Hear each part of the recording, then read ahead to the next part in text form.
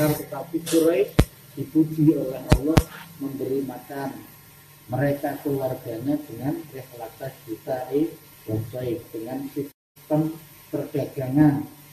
Kita tadi saya ulangi, kalau santri yang dimaknoni kita belakangnya hamzah berarti mongso adem, wasai Indonesia berarti mongso panas.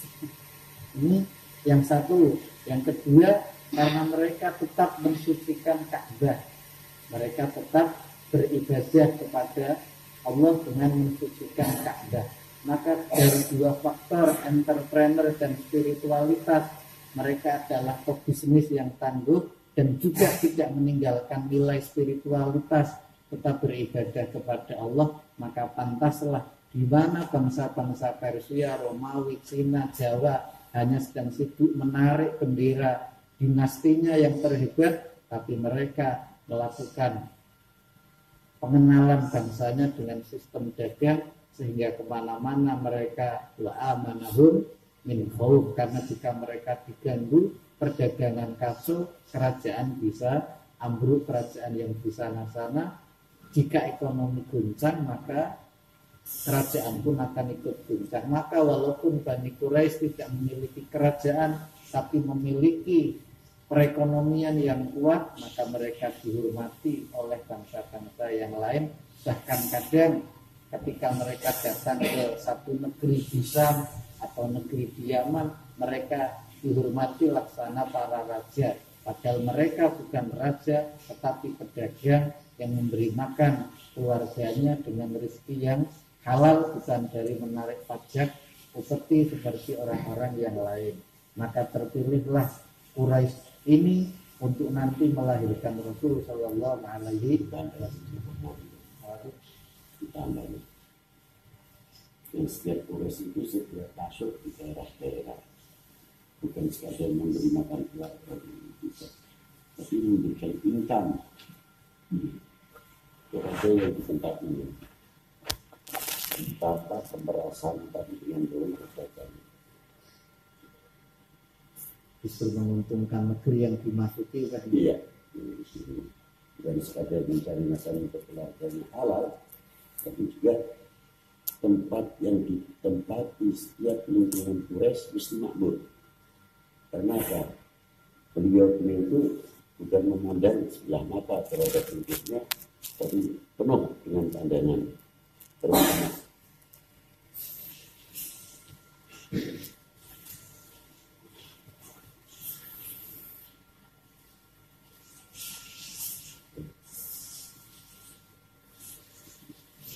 Kemudian dari Quraisy disaring lagi, kata Rasul, wastofa min Quraisy Bani Hashim. Setelah di screening, disaring-saring lagi untuk melahirkan orang yang benar-benar suci. Jangankan agamanya, cara cari uangnya pun, kok Nabi Muhammad ini bin Abdullah. Dulu saya pernah berpikir waktu kecil seperti itu. Kenapa kok Nabi Muhammad ini tidak bin? Misalnya Ken Arok kan lebih hebat kan biasanya. Kok tidak Nabi Muhammad ini bin Kaisar Xinjiang misal? Kok tidak Nabi Muhammad ini bin Raja siapa? Kok bin Abdullah? Ternyata setelah kita gali-gali, ternyata raja itu kan walaupun kaya, makannya kan sesuatu yang tidak jelas. Seperti tadi Abdul Wazir diberi hadiah raja, kemudian diperas, ternyata isinya hanya darah dan nanah saja. Kan lalu Abdul Wazir bilang, apakah engkau akan memberiku hadiah yang seperti ini? Itu padahal rajanya, raja yang adil pada zamannya Abdul Wazir Al-Jilani radhiyallahu anhu. Sultan Abdul Muzaffar. Nah itu ternyata, maka tadi saya bilang bahwa satu negara pasti yang terkaya adalah pedagang. Indonesia yang kaya pedagang rokok, bukan presidennya. Dan itu tambah ya, yang satu kopi.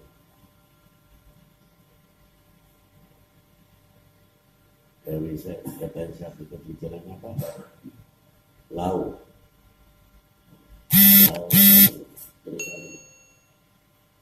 Kalau di di Indonesia kan andaikan aku tidak Ya, melihat nasabmu melihat kamu bersambung syarif kepada Rasul. kepada Rasulullah, latar dana ilmu diri akan saya alirkan itu darah di rumahmu. Tapi ingat, syarif di sini bukan ahli bait. Maksudnya syarif apa itu? Ya, syarif di sini itu bukan ahli bait. Adatan orang Irak, syarif itu khusus untuk Zuriyah Abdullah bin Abbas. Jadi itu turunan Harun ar-Rasyid atau Bani Abbas. Tapi tetap Bani Quraisy kan? Iya, tapi itisalnya kan dari samping. Ya. Laulah itisal Rasulullah Ta'adidana yang mengizin. Itu karena Sayyidi Sa'id Jilani melihat Abbas bin Abdul Muttalib adalah paman Nabi Sallallahu Alaihi Wasallam. Itu kelihatan. Berarti tafsir ittisal di situ berarti tafsir maksudnya dari samping Dari samping. bukan ada mendengar itu keturunan langsung. Oh enggak, karena Syarifan bin Baghdad karena memberi di Abbas bin Abdul Muttalib. Ayo, kalau orang sudah mengatakan itu bagus, di Jawa Tengah Raden Mas. Tapi kalau di Bandung sudah kata itu bagus, ya sudah. Tidak usah dikata Habib atau Syarifah, dia Hasanuddin. Entah itu dari perempuan, entah itu dari laki, disebut itu bagus. Itu bagus singkatan Tuan bagus. Ya. As-Sayyidul Jalil dijawabake ning Banten itu bagus. Maksudnya As-Sayyidul Jalil wa Syariful Fadil. Nah itu terus lagi. Tapi kurang untuk Syariful Fadil enggak. Sayyidul Jalil itu bagus. Nah, kalau di Jawa Tengah dan Timur Raden Mas. Tapi Raden Mas ini kalau orang tahu nasab, tidak semua orang mendapat titel Raden Mas. Yang di sini kalau Raden Mas di Jawa Tengah, Raden Mas adalah anaknya pangeran. Bukan pangeran, tapi pangeran. Maksudnya semua kebabas itu pangeran biasanya. Pangeran itu bin Sultan, tidak mungkin bin Raden Mas lagi.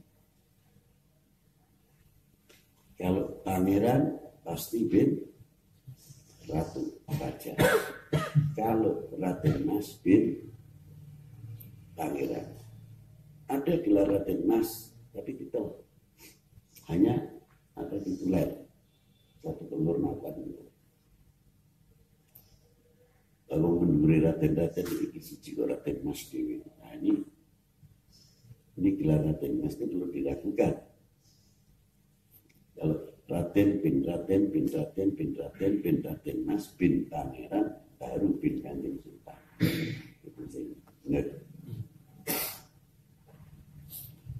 Nah, tapi kalau di mana namanya di Banten ada lagi namanya pakai menggunakan ratu. Ratu bagus siapa? Ratu ada yang perempuan pun dapat gelar Ratu Ayu Aisyah itu di Banten.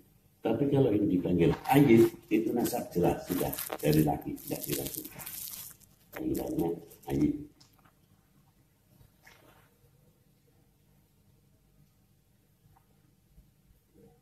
Jadi disinilah adalah tentang Nahdlatul Ansar dari keturunan. Jadi Al-Quraisy Syarif itu dari Al-Quraisy dari Abbas bin Abdul Muttalib. Tidak semuanya Syarif. Kalau yang Sayyid di sana gelarnya cuma dua, Hasani Husaini. Hasani Husaini. Tidak ada di sana al ini tidak ada. Yang tahu anda Sayyid, anda Hasani.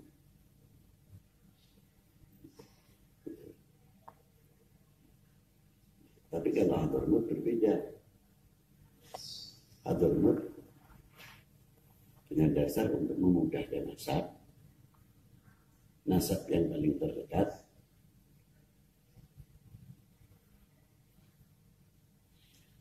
tanpa menggunakan kalimat al sulit. Sebab di Hadramut sendiri itu al itu sudah berkembang sekali. Dan mereka sebagian ta'asubin. Al-Amudi, Al-Khatib, Bafadol, dan lain-lainnya. Ada lagi yang orang-orang pedalaman. Sebagian dari Jabal Yafi. Nah, kalau disebut Al-Husaini kah? Habaib bagaimana menyelamatkan pada waktu itu? Nama habaibnya karena di Hadramut sebelum Al-Imam Ahmad Al-Muhajir masuk ke daerah Hadramiyah sebagian besar madhabnya Ibadiyah itu furu' minal khawarij, pecahan.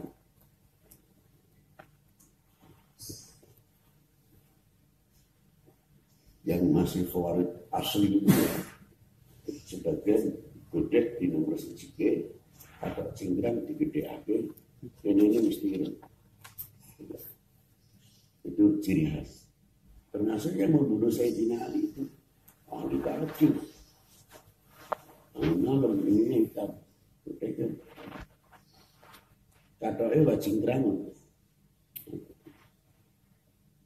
Tapi membunuh Imam Ali bin Abi Thalib. Lalu kalau tidak ada tanda, ya tidak mungkin. Dia akan membunuh Amr bin As, Muawiyah bin Abi Sufyan, Imam Ali bin Abi Thalib. Tapi mengapa yang kena bukan Muawiyah Amr bin As, tapi yang kena Imam Ali bin Abi Thalib? Ya bisa saja itu peranan cara permainan politik pada waktu itu. Nah, jangan gegabah asal memahami sejarah. Harus jernih, harus tajam. Itu diantara. Ini saya kamu dirikan ya. Ini zaman tua. Kalau mau ditulis sendiri mau.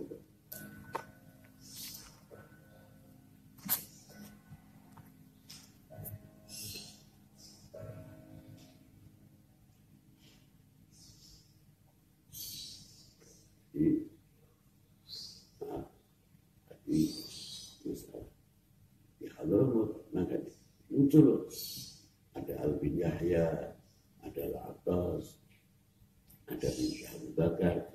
Ini untuk merapikan nasab supaya jalur terdekat famili bisa saling diselamatkan masing-masing.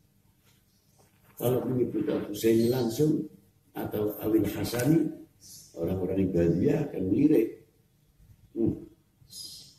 Sayyid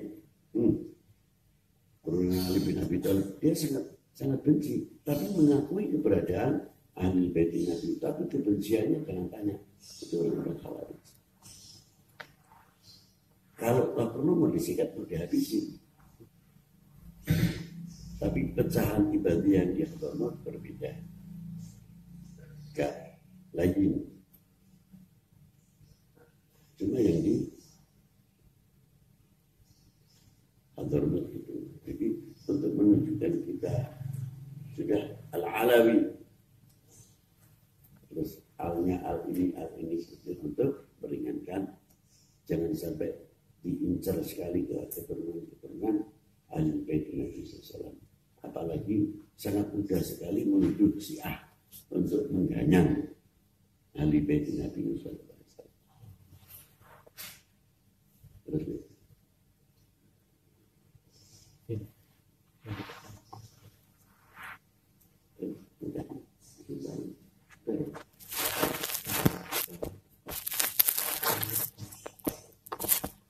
dasar-dasar sejarah dari saya tulis apa? Dasar sejarah setahun dulu belum ditulis. Dereng ya?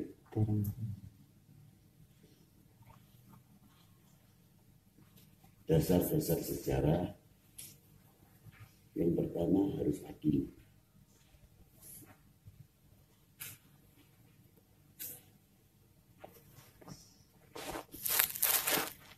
Berani mengatakan apa yang sebenarnya.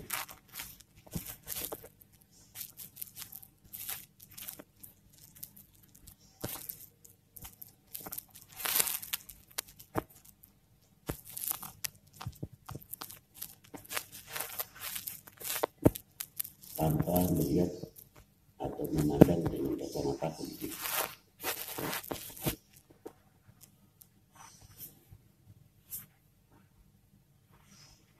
Atau kepentingan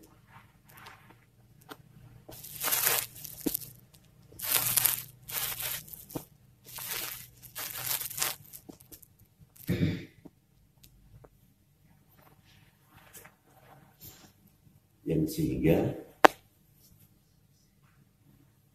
tidak menafikan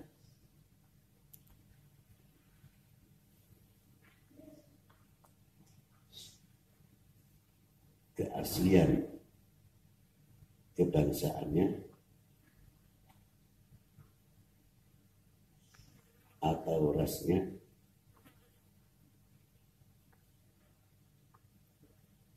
dan nasabnya.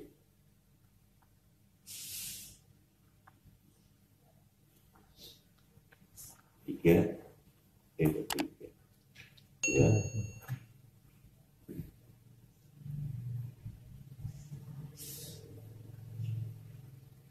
Menentukan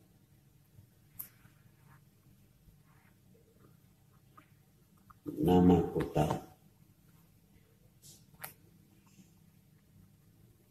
yang ditempatinya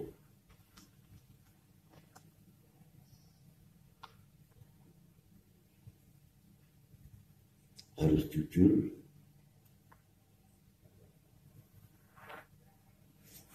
dikembalikan dengan nama aslinya,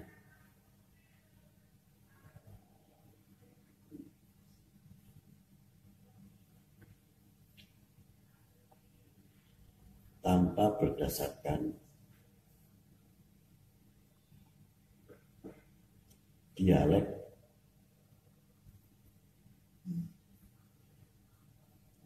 dari bahasa, bangsa,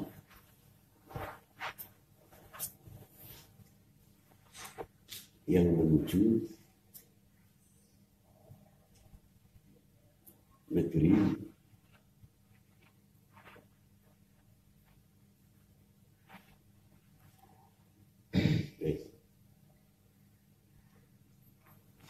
seperti contoh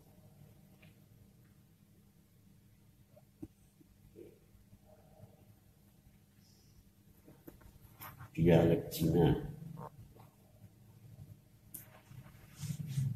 menyebutkan nama kota Pekalongan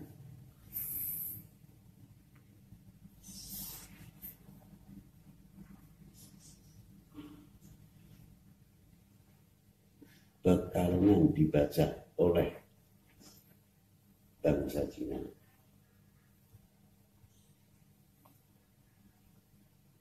disebut Pucalung.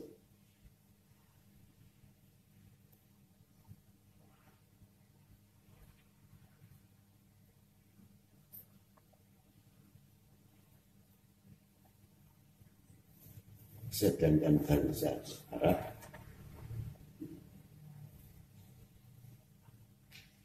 menyebutkan dengan dua dialek,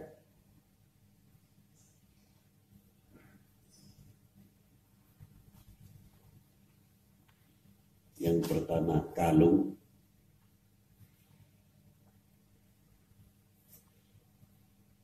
yang kedua Bakalunggon.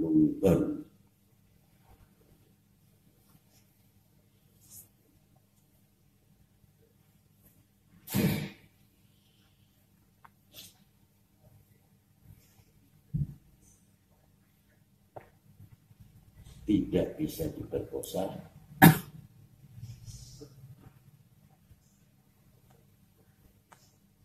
bahwa Pekalongan dari bahasa Cina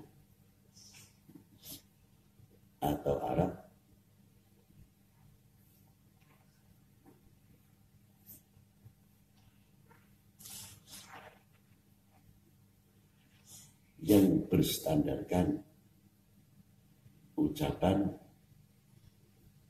dialek.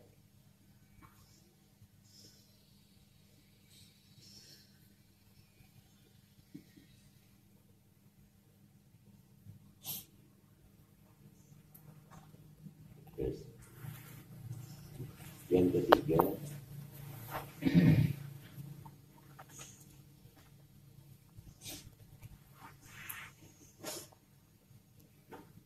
tidak menggunakan tahun per tahun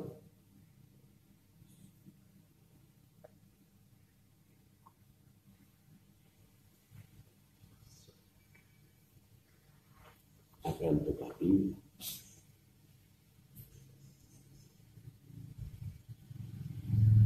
menggunakan tahun per tahun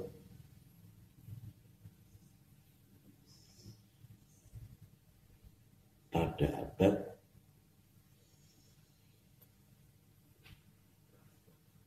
yang termasuk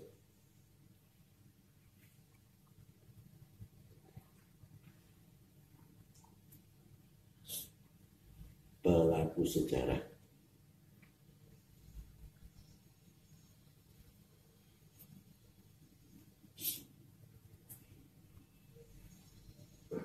keempat, menyelamatkan situs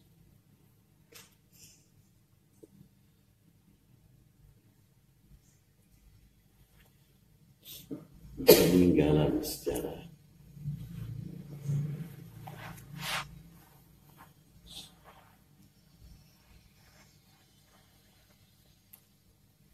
Untuk dilestarikan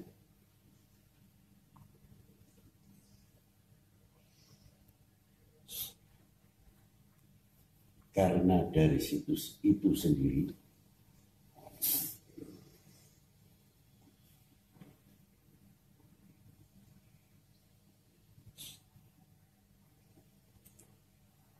bisa untuk dilihat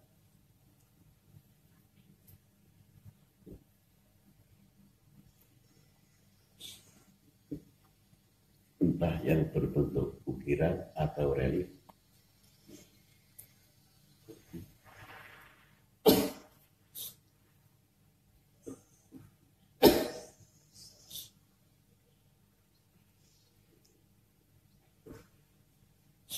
sebagai bukti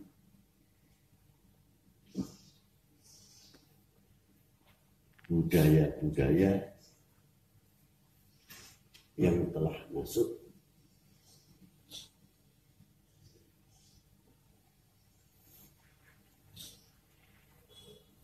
ke daerah kerajaan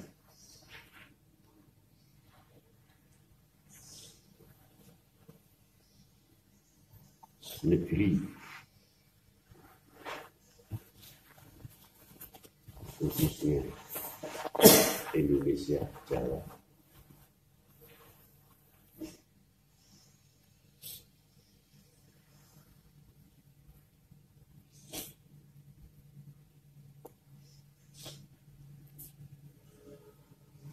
Dan budaya itu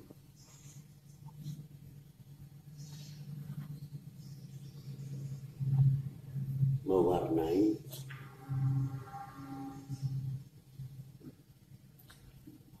berkembang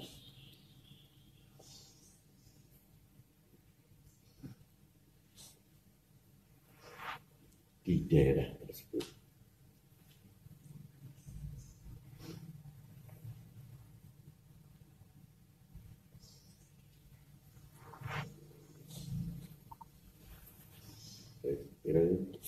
Sekawan. 5.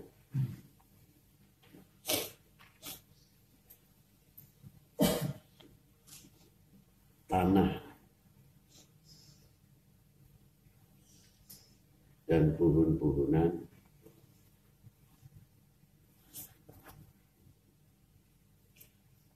batu,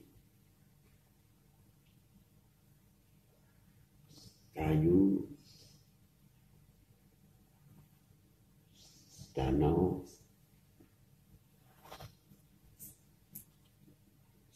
atau pegunungan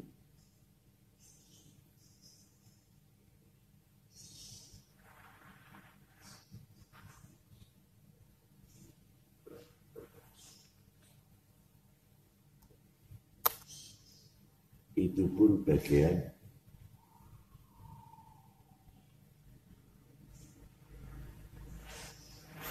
tempat perjalanan sejarah.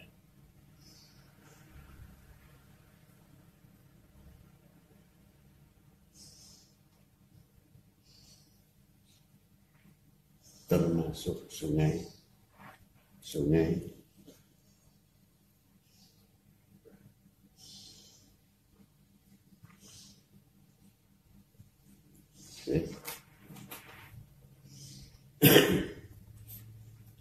seperti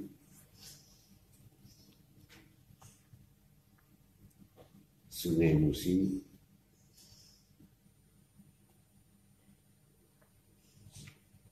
dijadikan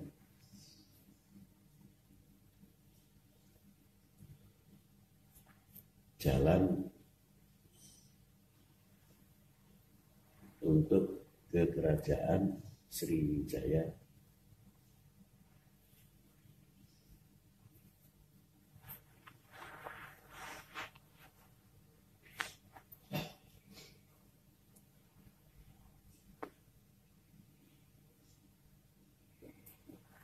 dan kapal-kapal dagang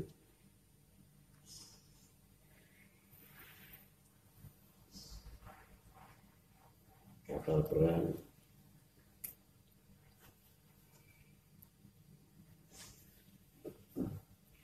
sungai pada waktu itu sangat strategis.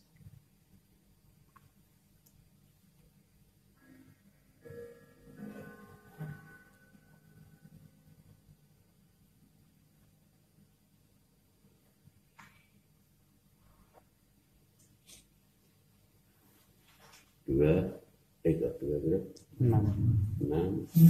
Ya, apa definisi ya? Tidak ada. Termasuk Sungai Berantas,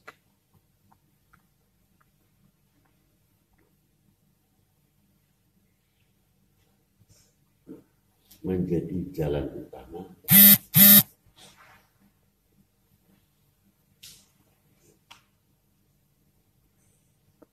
dalam perkembangan ekonomi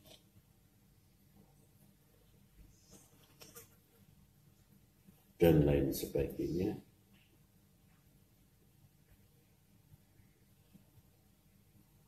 mulai zaman kejayaan Majapahit.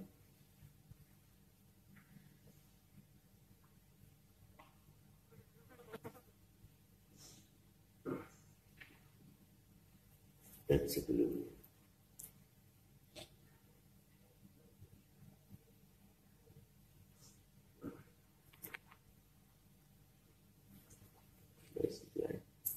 Paparan itu sejarah.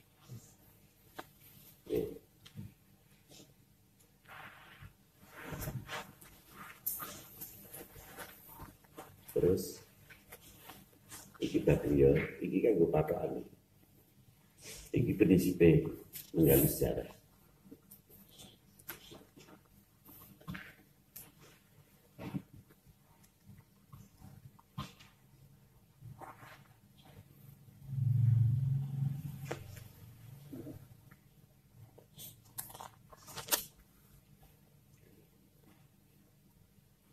Ya. Untuk menjaga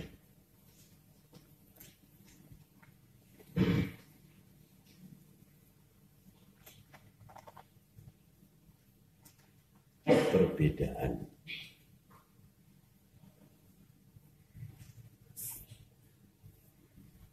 pendapat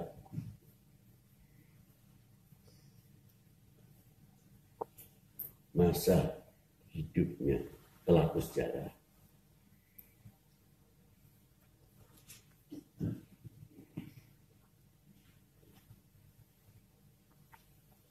atau saksi sejarah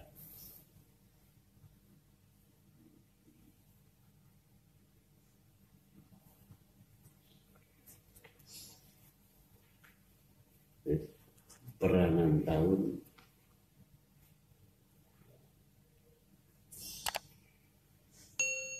sangat diperlukan sekali.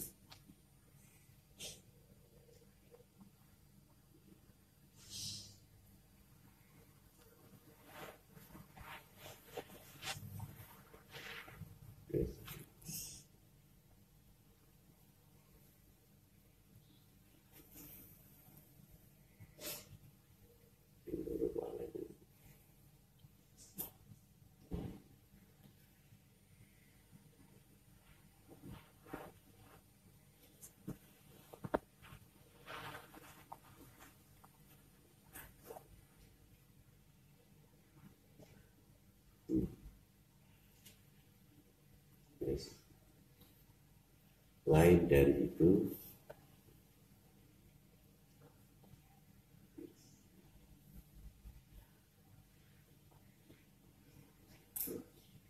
harus bisa membedakan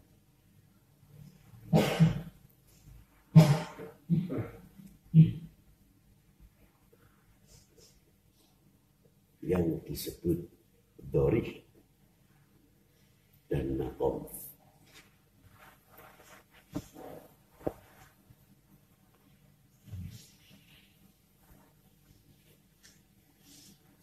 Dorih adalah kubur.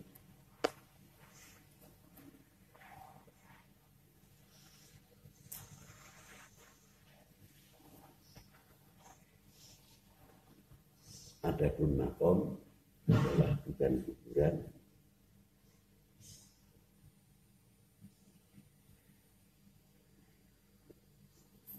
Kalau di Jawa di makom, kalimat makom, kalau di Jawa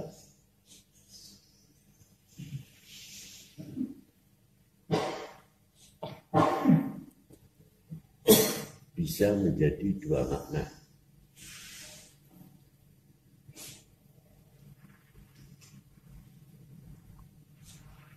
Satu, makom kuburan.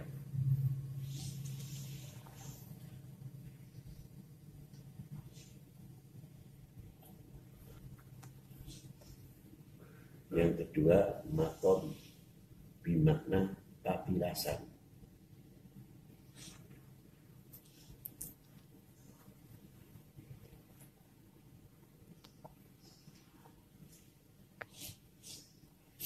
Dengan dalih tersebut di atas,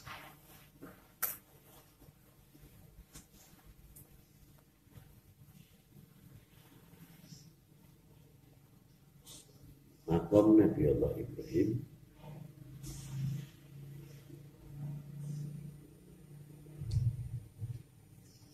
di sekitar daerah Palestina.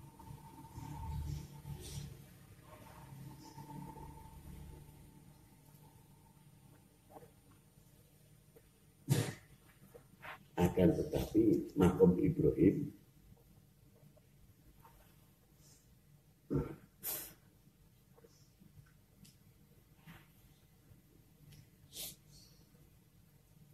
di sekitar Ka'bah.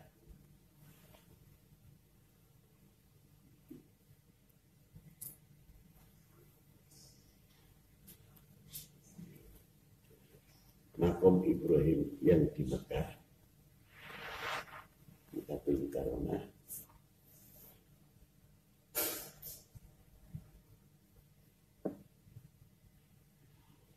bukan bimakna kuburan,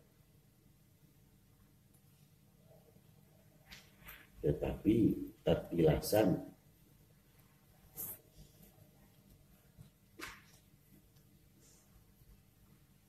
ketika beliau alaihi salam membangun Ka'bah.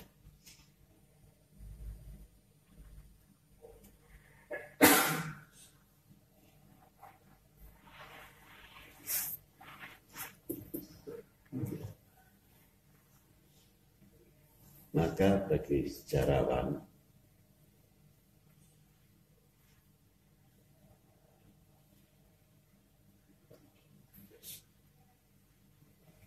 harus jeli tentang tempat-tempat tersebut.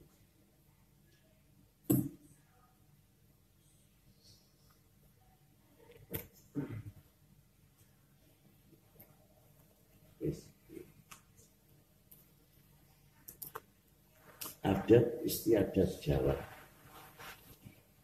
khususnya.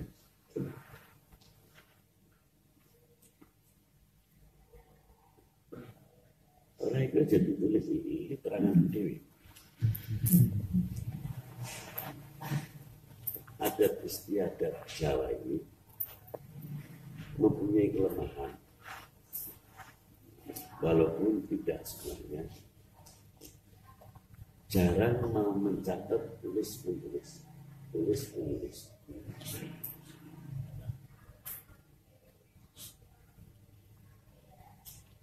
Buktinya apa? Tetangga sendiri ketika melahirkan, ketergantungan RT RW-nya atau kelurahan.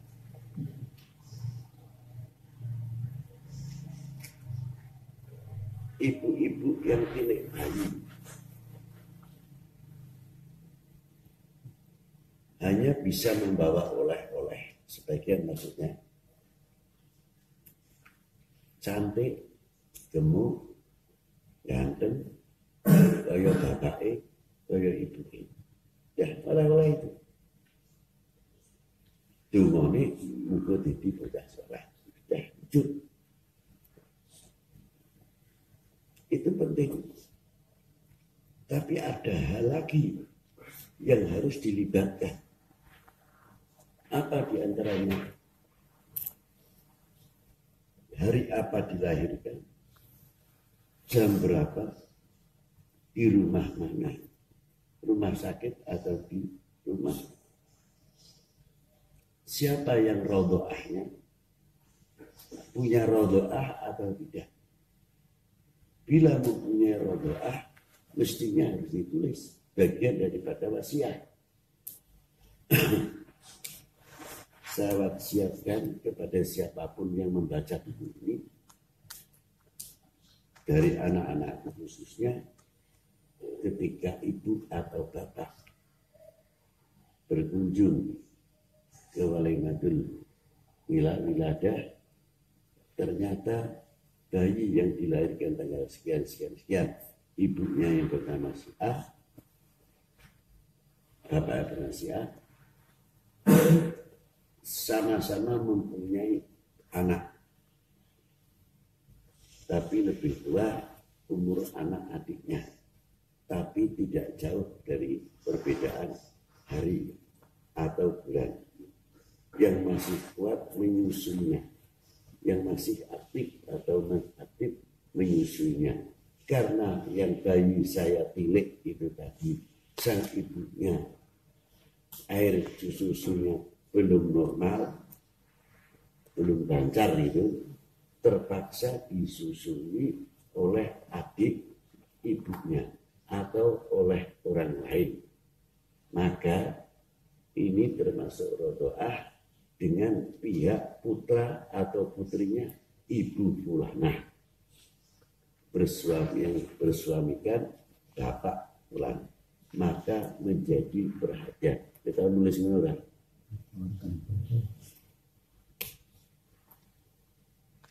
Nah, kira hukum sing kait karo syariat. Mengapa kalian tidak mau menulis?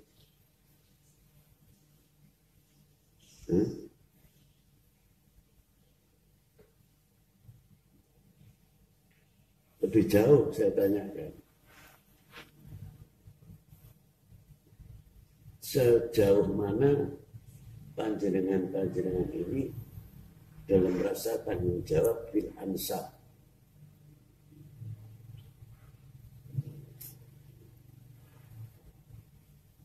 Yang namanya tanggung jawab bil ansab itu tidak harus saya Habib, makanya saya harus menjaga. Saya turun kiai harus tidak benar. Sekalipun bukan duriah ulama, artinya orang biasa tapi yang soleh, atau orang yang berjasa terutama kepada ayahandanya, abahmu, bapakmu, yang ikut membesarkan, mempunyai jasa membesarkan anaknya, ialah bapak saya, umpamanya gitu. Dimakamkan di mana? Sampai hilang pun kalian tidak tahu, tidak perhatian. Ini orang ketemu gampang, takut kiai istihara. Ujungnya modal istihara. Nah, ini yang lucu itu di sini. Sampai ono kuburan kuno, asal waktu kuno, berhubung desa itu belum mempunyai pekundet, padahal kuburan itu dari dulu ada, tapi orang masih ngerti. Ulama sekitar aja tidak tahu. Kalau itu wali orang-orang nih, atau itu ulama, tidak mungkin kiai sekitar kok sampai orang ngerti nenono kuburan kiai atau wali. Mustahil.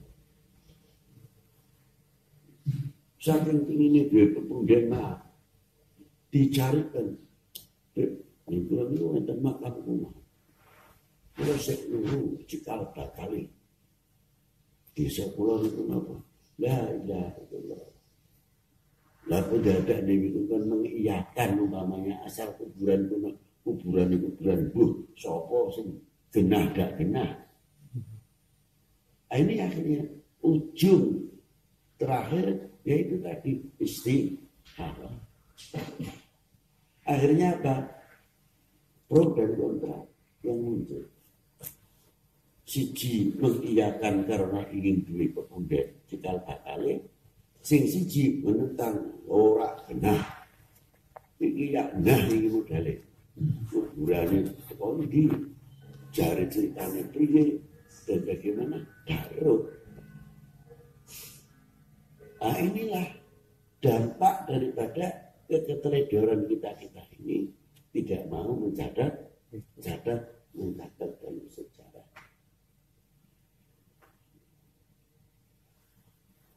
Itu diantara. Terkadang ditutup, wis gak usah. Itu marak takabur. Loh, kalau saya jawab nasab itu nggak bisa untuk takaburan. Yang takaburan itu apa? Faktor kebutuhan, faktor lain. Tapi ansab itu harus dijaga dengan baik. Karena waktu tukang becak, jangankan lagi tukang becak. Tukang seluruh besi rongsok, tulis. Karena itu ada jasa kepada ayahmu. Hormatilah jasa para beliau. Jangan asal menurutnya tidak bangga. Lalu anak itu kan luru beling, gak bisa jadi kiai. Akhirnya, anak kiai jadi kiai, gak heran. Itu orang luru beling. Sing wis ora kanggo beling pecahan. Kumpulno yang leburi keboni wong yang jaluk halale rapi sampai dia bisa sebab membesarkan anaknya bisa mengkodok dan sebagainya. Berarti orang itu mbah itu punya jasa betul besar terhadap ayahnya sing hidupnya didikno bapaknya. Sehingga jadi ustadz orang-orang ini sehingga bisa mempunyai anak lagi, cucunya itu tadi bisa dipesantrenkan karena melihat jasanya mbah. Padahal bukan lurus. Boleh. Mengapa Anda lupakan?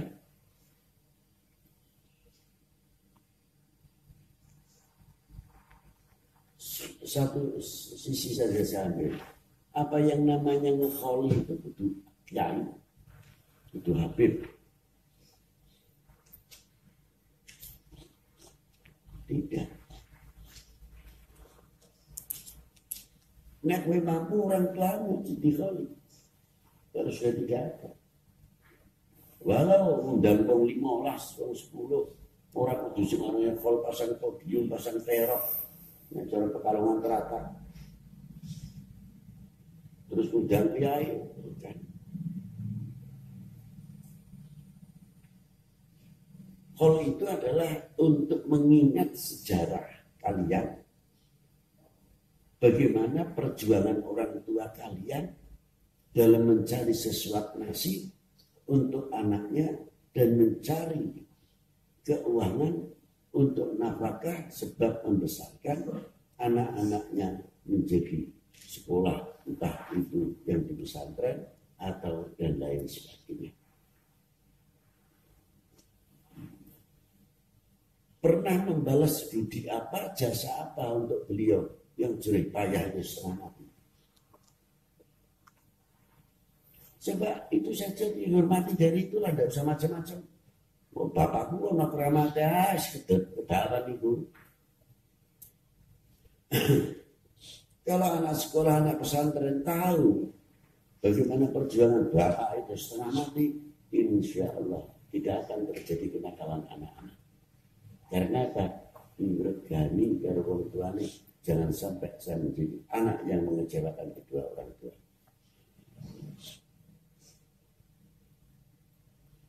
Itulah.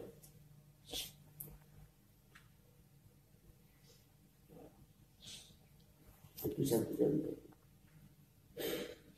Nah, dengan hal ini akan merukunkan kakak adik, terutama sing mau kakak adik pecah belah, hanya urusan warisan kok ribut.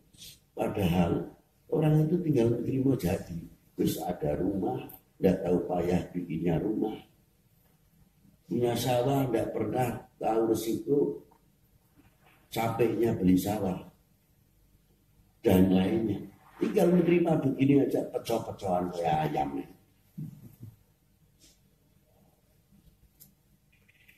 Lalu peranan wabil walidaini ihsana ini gimana? Apakah peranan wabil walidaini ihsana waktu hidup saja? Tidak. Termasuk kita wabil walidaini ihsana di dalam kubur itu kita bisa menjaga nama baik orang tua kita atau tidak?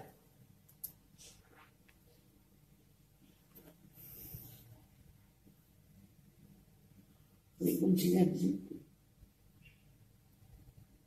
Mestinya kita harus bisa menjaga nama wabil walidaini ihsana. Jangan mengecewakan, jangan menjatuhkan namanya. Dari situ diantaranya. Mestinya. Nah, dari itulah ditanya, dengan adanya hal tersebut, sing mau nih kakangnya ora pati akur karo adike, sing soli adike gelem menjaga kakangnya, wis to Mas, dan sebagainya izin di voli setiap tahun. Adanya kakak adik, entah itu dari laki atau perempuan, satu kali tidak mau datang, 3 kali masa orang teko izin, oh bapak itu voli orang. Akhirnya itu. Jadi menyatukan keluarga itu dari hal dulu. Kalau orang Pekalongan diadakan itu tiap Syakban. Kaprewung Pekalongan itu kampung tiap tahun itu ada aja yang nahdil ke istilahnya atau mendak nahdil ke wong tua diperlukan sih. Dan familinya belum ini untuk mendak loh, kepalanya tanggal Senin yang Syakban udah tetap apa. Dan dia tidak minta sama familinya, tapi subhanallah dia data yang ngertinya itu loh 1/2 kilo. Dari sinilah membangun kerukunan kita. Itulah di antaranya. Karena ini perbuatan tarekat daripada Wali 9. Mengapa para beliau itu berhasil? Karena membangun kekompakan itu tadi dalam keluarga Wali 9. Memperkecil volume perbedaan, memperbesar kebersamaan.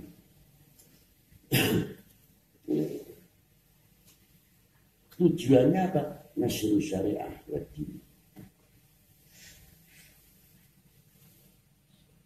Itu. Dan tidak pernah membawa si A orakur karo ini. Cuma waliku cuma wali dia. Ya. Yang menceritakan itu sejarah saja. bagian Saridin karo Kanjeng Sunan Kudus. Lah yo menang ya ora kok. Kok isone dibesarkan karo Sunan Kudus itu pun dia. Ini benturan.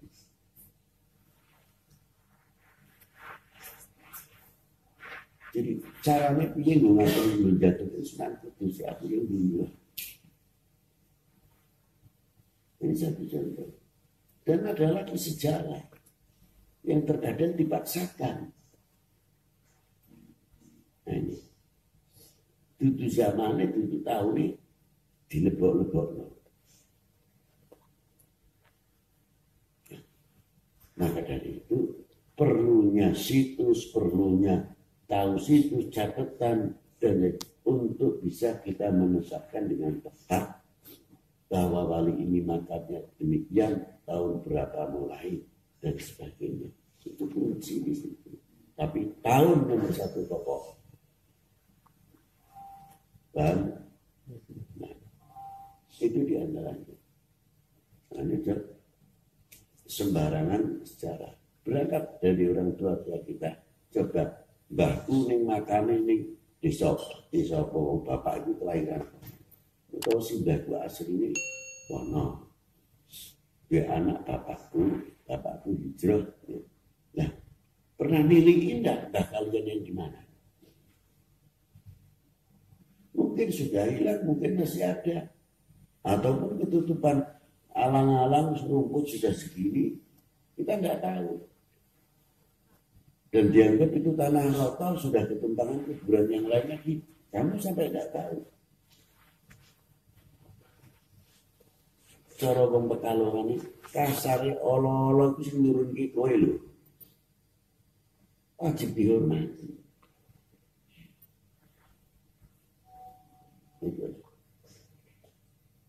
Karena mbahku wong ora enak piye enak ora enak apapun itu mbahmu. Hormatilah jasanya. Hormatilah kebaikannya terhadap orang tuamu. Udah itu yang kita lihat. Udah borok. Terkadang sing udah malah borok yang lebih gede.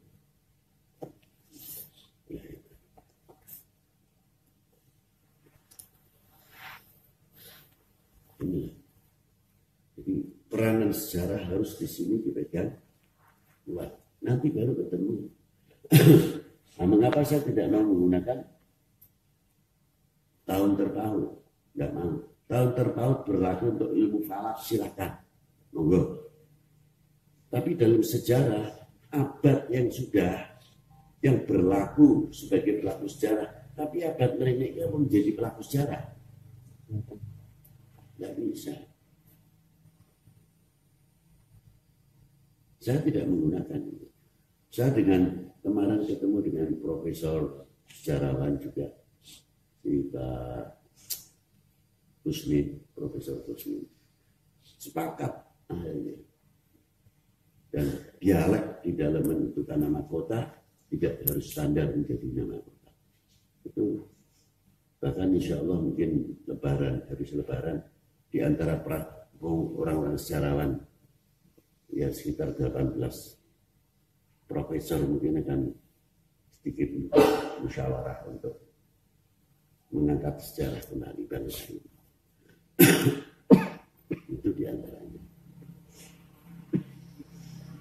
Kita punya prinsip dasar-dasar sejarah. Nah kalau tahun terpaut, tambah lagi tiap tahun. Mau ngomong apa? 100 tahun yang akan teko tambah telu. Sayyid Maulana Malik Ibrahim meninggal pada tahun 822 Hijriah. Kalau tahun Masehi tahun 1401. Tapi karena menghitung tahun terpaut, beliau meninggal dihitung 1419 Masehi. Ternyata yang 18 itu hitung tahun terpaut. Nah itu satu. kelahiran Kanjeng Nabi juga dihitung dari tahun terpaut. Saya tidak pendapat. Sebabnya tahun terpaut kamu hitung, harinya mesti berbeda ketemunya. Coba hitungin sing ahli palak. Ketemu seperti hari ini, nanti apa 8 tahun lagi apa berubah semua ini tahunnya. Harinya apa bodoh? Tidak bisa. Si A lahirnya bulan Rejab tanggal itu dan sudah sekian puluh tahun perbandingan zat hitung tahun terpaut jebret Bali mana? Oh tidak. Kalau hitungan tahun terpaut ini orang lahirnya harusnya November tahun 20. Ya sama. Nah kalau sekarang sudah Malik Ibrahim 1419, 100 tahun yang akan datang tambah 3, berarti meningkat dah. Tahun 1422, 100 tahun yang akan datang. Lalu pembenaran yang sekarang menulis 1419, sedangkan yang menulis kedua 1422. Iki jari sing ngono sing bener iki sing ndi?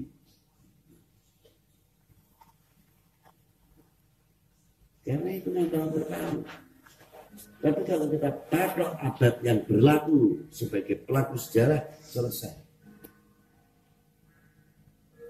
Nah, harap hitung ilmu falak, mau gue kartu. Itu hitung ilmu falak. Nunggu malu.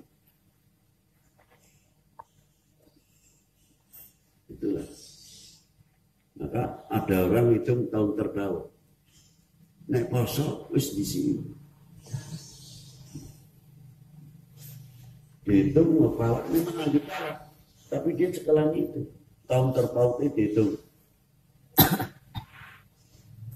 Nanti tanggal 21 Ramadan orang itu sudah hari raya. Tapi untuk pribadi tidak pernah mengajak orang. Ya bulan, aku sebetulnya diberi lagi satu. Ya masuk akal kalau hitung tahun terpaut, ini bulan ini. Tetapi dengan orang bulan ini kan orang gelem. Ya berapa bisa bulan, tapi tahun itu sampai rasanya jangan ngomong.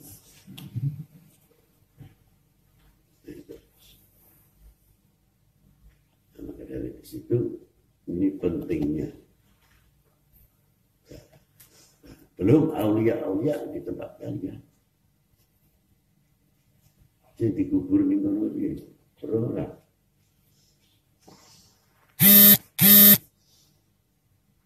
Ini kasihan akhirnya terjadi sejarah kesimpang siuran.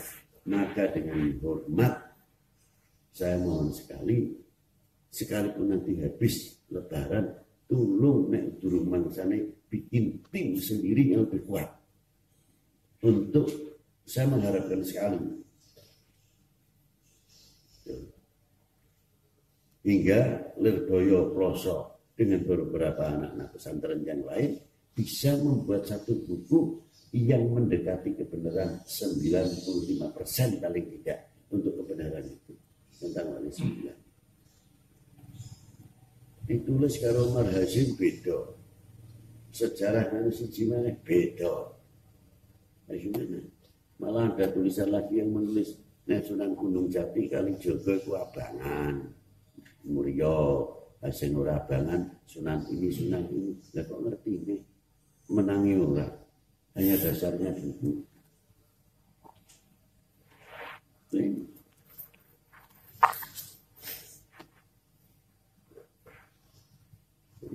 Kita mulai besok pagi atau nanti malam nilai tambah aja supaya lebih jauh.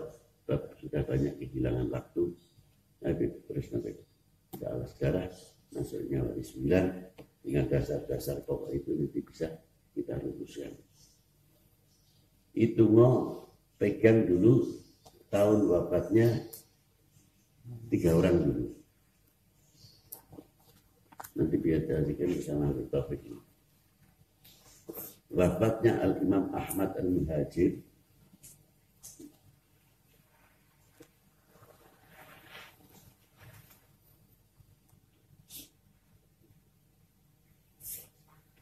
wafatnya Sayyidina Al-Fatihil Muqaddam Syed Ali Khalid Qasam, Imam Ali Khalid Qasam, tahun wafatnya Syed Muhammad Shahid Marta,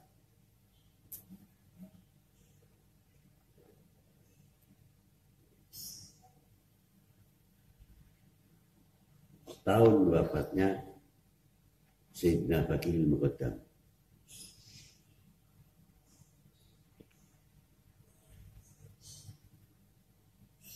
tahun wafatnya Imam Alwi bin Muhammad Syed Marta,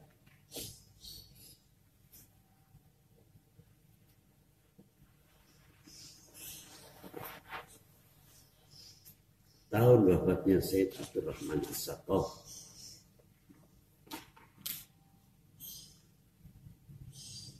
bin Muhammad Maula Dawilah,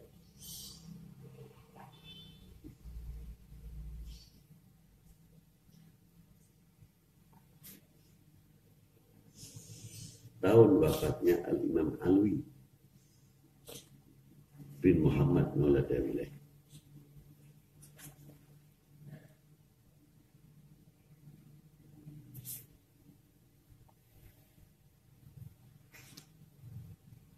nah, ini untuk pokok, untuk pertimbangan nanti. Yang zaman Bali 9 dengan perhitungan asap yang sekian, itu kuncinya nanti di sini bisa ditemukan besok. Allah.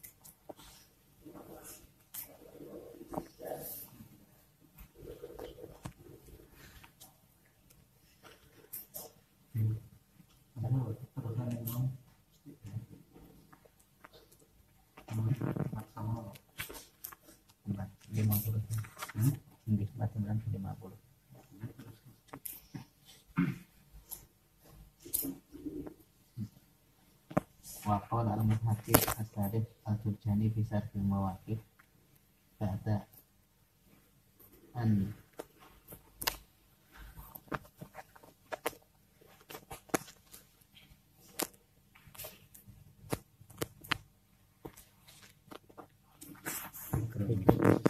dan Fidran Nususi Ad-Dalati ala tahfila Abi Bakar wa Ali radhiyallahu anhuma.